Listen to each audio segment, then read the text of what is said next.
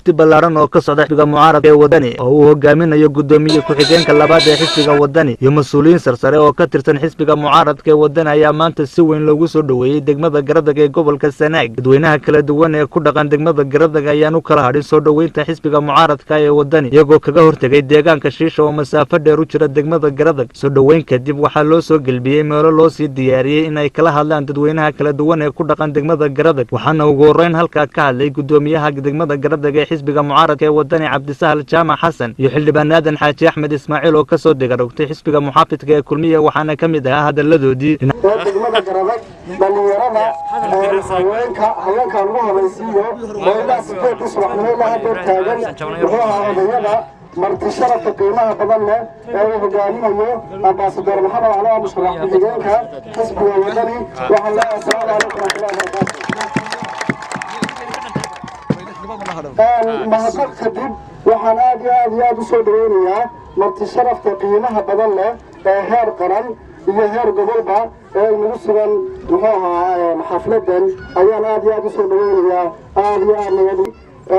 taageerayaasha xisbiga wadani ee degmada Garadag iyagoo mug iyo miisaanba leh oo xildhibaano leh oo odayo leh oo aqoon-yahano leh ay markaa ku soo biireen kuna jiraan kuna hawan yihiin inay xisbiga wadani soo saaraan oo ay taageeraan waxaan meelba ka cadaynaynaa haddii la maqli jiray kulmiyaa laga soo saaray Garadag anagu kalada kulmiye kama ma soo saarnay Axmed Siinaay aan soo saarno doonaa Axmed Siinaay aan doonaa laakiin kulmiye ma soo saarin aan doonayno iminka inuu wadanku ku guuleysto in badan baanu ahayn xisbigan kulmiye anigu 2002 baan taageeray waan ka soo baxay iminka waxaan arkay inuu yahay xisbi aan shaqaynayn guul baan la garab taaganay xisbiga wadani isbedel doon xilliga ka dambeeya loo timaadaan annagoo intan ka miisaan weyn oo waxaa ku faraxdaan idiin haynaa inaana soo martaan baanu ku tala jirnaa insha Allah waan nagu soo kordhiseen maanta waanu idin soo dhaweynaynaa. waxa kale waxaa hadalka iskaga kala dambeeyay mas'uuliyiin sarsare oo ka socotay xisbiga wadani. anigu nabad baan idin dardaarmay nabaddu iyadaa wax dhaqdaa wanaag oo dhaminayadu kama sidaa laydiin sheegay dadka wada degaayaga wax isu ah oo walaala ah oo isku xidhan oo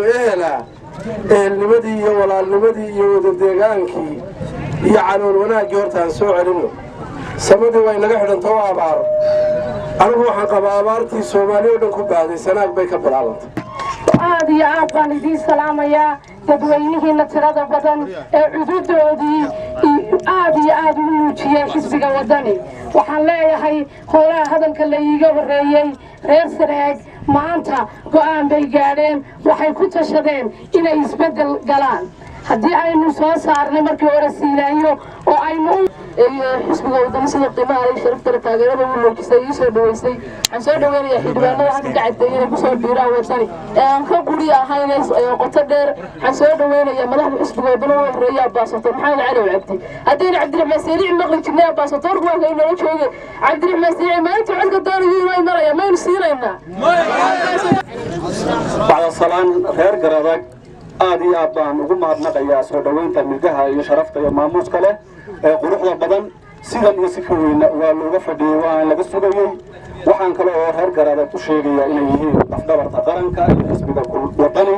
runtii waxaan leeyahay waa la idinku ogaa taageero ballaaran oo aad xisbiga wadani u haysaan.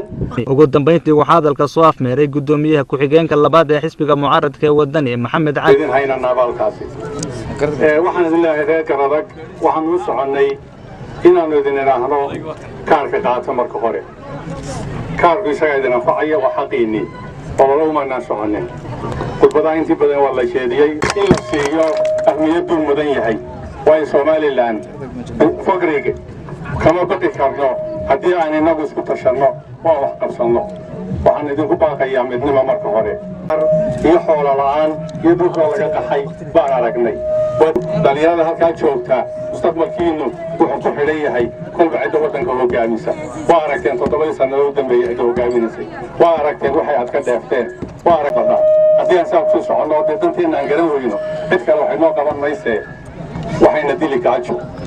gaajana nima dhinto dalkiisuna barwaaqal yahay dee isaga dartamada isagaas dhigay sanaagna ku tashada waa gobolka aan rabno in la maalgeliyo in laga masruufo somalilan aan isku tashadno ilaahay hayna soo khayrka hayna waafajiyo ilaahay samada haynoo furo ilaahay raxmadiisa amarinaa ومحمد آذن وكان رجحوتا ستار تي في دك مدى